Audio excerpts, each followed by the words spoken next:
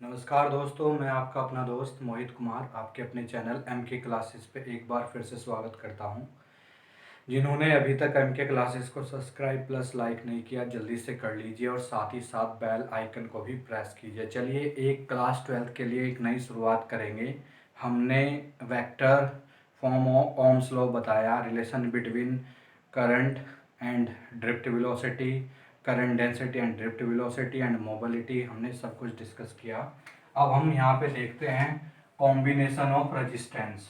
Topic का नाम है कॉम्बिनेशन ऑफ रेजिस्टेंस। वैसे 10th और 12th में ये कॉमन है, कॉम्बिनेशन ऑफ रेजिस्टेंस। ये ध्यान से सुने कॉम्बिनेशन ऑफ रेजिस्टेंस के बारे में। देखो हमने क्या किया, 3 रेजिस्टेंस लिए। पहले हम सीरीज कॉम्बिनेशन करते हैं। क्या करेंगे? Series combination. और सीरीज कॉम्बिनेशन के अक्रॉस हमने एक पोटेंशियल कैपिटल वी अप्लाई कर दिया। एक रेजिस्टेंस है R1, एक रेजिस्टेंस है R2, एक रेजिस्टेंस है R3। हमने late consider 3 register with resistances R1, R2 and R3. Applied a potential across these resistor is capital V. Capital V register, ये कैपिटल V यानी पोटेंशियल अप्लाइड किया। तो जैसे ही सर्किट कंप्लीट होगा तो टोटल करंट फ्लो होगी I। तो सबके अक्रॉस सीरीज में करंट क्या होता है? सेम होता है। इसके अक्रॉस भी करंट क्या होगा? सेम होगा।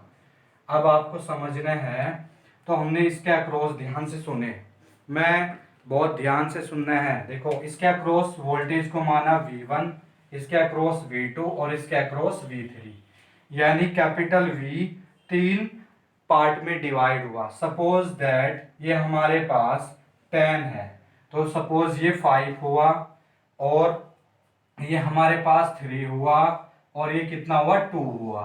तो 5 + 3 + 2 कितने हो गए? 10 हो गए। तो यानी जो V होगा उसी का सम क्या होगा? तीनों का सम होगा, यानी V1 + V2 और प्लस क्या होगा? V3 होगा। अब आप देखिए, अगर मैं V1 चेक करूंगा अकॉर्डिंग टू ओम्स, V = क्या होता है? IR।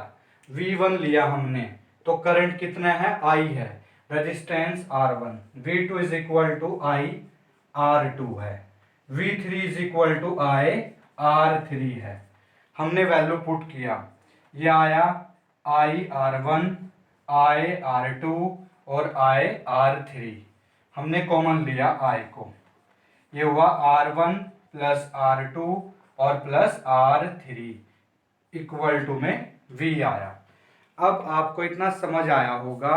इसके बाद मैं इसको यहाँ से रब कर रहा हूँ, आप वीडियो को पॉज करके नोट डाउन कर सकते हैं। बिल्कुल भी टेंशन ना लीजिए, टेंशन नहीं लेनी है। देखो हमें मिला V = I R1 + R2 और प्लस R3। देखो I इस साइड हमारे पास क्या है? मल्टीप्लाई में है, किसके साथ? R1 + R2 + R3 के साथ। ये इसके डिवाइड में चला गया। डिवाइड यानी आप ऐसा समझ सकते हैं, मैं एक चीज को जब कहीं से फेंकूंगा तो नीचे गिरेगी, तो ये हो गया I। तो मिलेगा R1 + R2 और प्लस क्या हुआ? R3। और V = होता है IR और V/I = क्या आया? R के इक्वल। यानी V/I जो है हमारे पास क्या है? R के इक्वल। तो ये R की वैल्यू यहां पुट कर दी हमने, तो ध्यान से सुने। उसके बाद यहाँ पे तो R = मिला हमें कितना? R1 + R2 + R3। ये सीरीज का फॉर्मूला हमने रेडी कर दिया, आपको सुनना है। ये सीरीज है तो मैंने इसको लिख दिया RS, यानी RS क्या है? Total resistance in series combination. Series combination में टोटल रेजिस्टेंस है ये आपके पास। आगे हम देखो फॉर्मूला हमने पढ़ लिया, हमने 3 रेजिस्टेंस के लिए किया, तो हम 3 से ज्यादा के लिए करते हैं। आपके पास कितने भी रेजिस्टेंस हो, आपको फॉर्मूला सिर्फ यही अप्लाई करना है।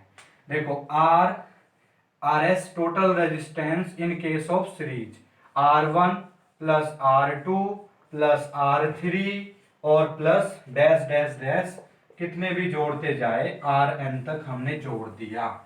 10 20 30 40 कितने भी हो, 100 200 आप ऐसे ही ऐड करते जाएंगे।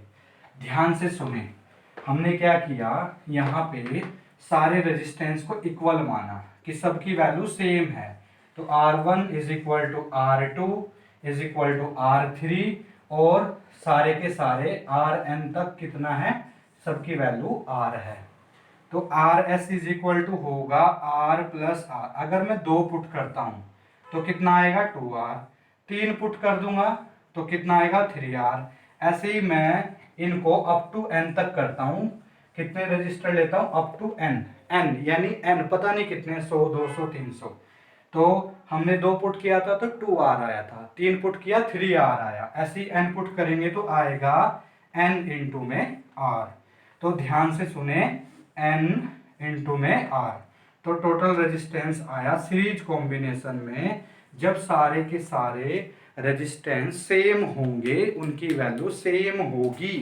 In case of series combination all resistor with resistances are equal, then equivalent resistance या total resistance in case of series combination RS is equal to NR। I hope आपको समझ आया होगा। MK क्लासेस के साथ जुड़े रहिए, वीडियो को वॉच कीजिए और कमेंट कीजिए। बहुत बहुत धन्यवाद।